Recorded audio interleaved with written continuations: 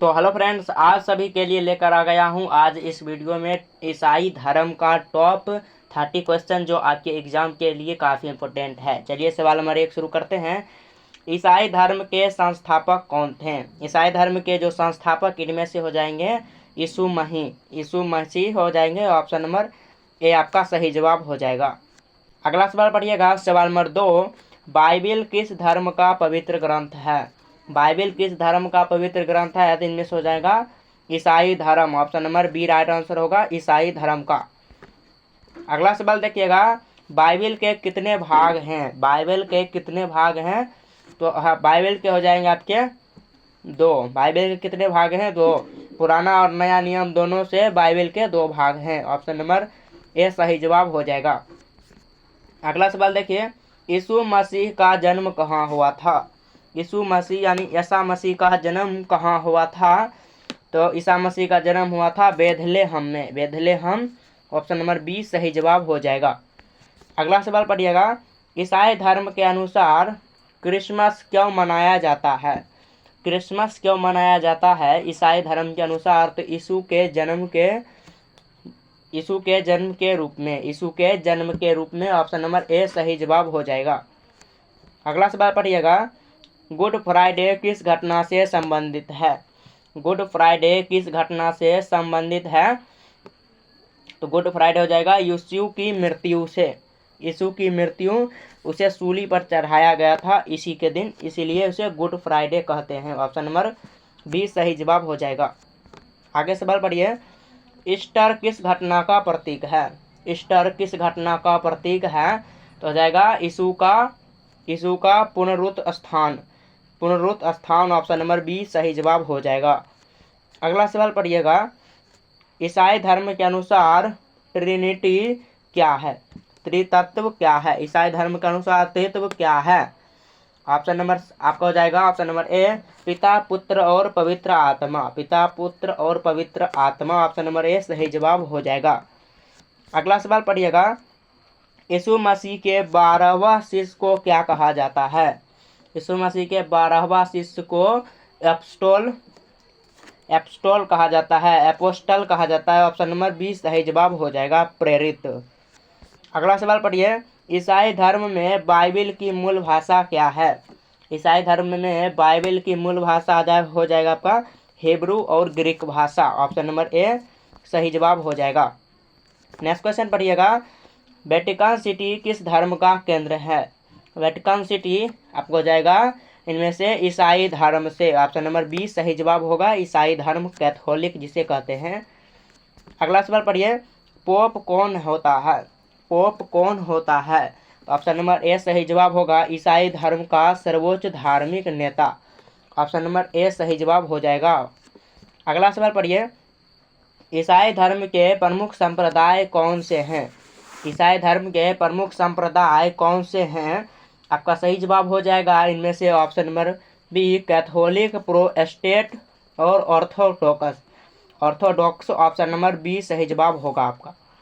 अगला सवाल देखिए, क्रॉस यानी कि स्लीव ईसाई धर्म में किसका प्रतीक है? क्रॉस ईसाई धर्म में किसका प्रतीक है? तो यीशु की मृत्यु और बलिदान से। ऑप्शन नंबर ए सही जवाब हो जाएगा। अगला सवाल पढ़िए, लास्टर सपर क्या है यानी अंतिम भोज क्या है? लास्टर सपर यानी कि यीशु द्वारा अपने शिष्यों के साथ अंतिम भोज। ऑप्शन नंबर ए सही जवाब हो जाएगा। ऐसे ही कंटेंट देखने के लिए चैनल को सब्सक्राइब कर लीजिए।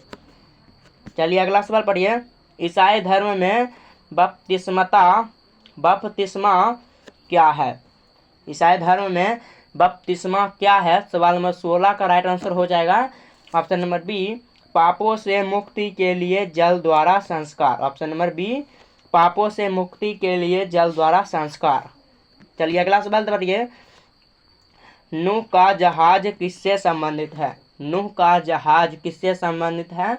बाइबिल में वर्णित महाप्रलय की कथा। बाइबिल में वर्णित महाप्रलय की कथा। ऑप्शन नंबर बी सही जवाब हो जाएगा।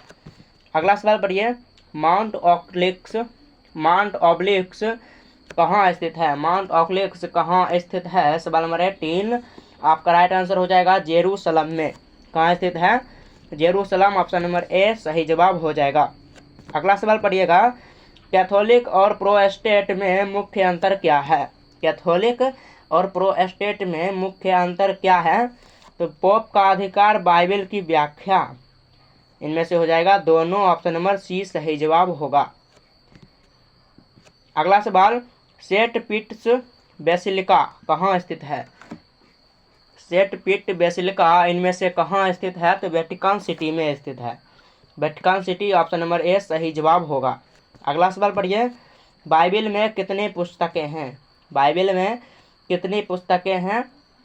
29 हो जाएगा। बाइबल में 29, पुराना नियम और नया नियम में आपका 27 हो जाएगा। तो आप लोग मानेंगे 27, option number C right answer हो जाएगा। अगला सवाल पढ़िए, मूसा किस धर्म के पैगंबर हैं?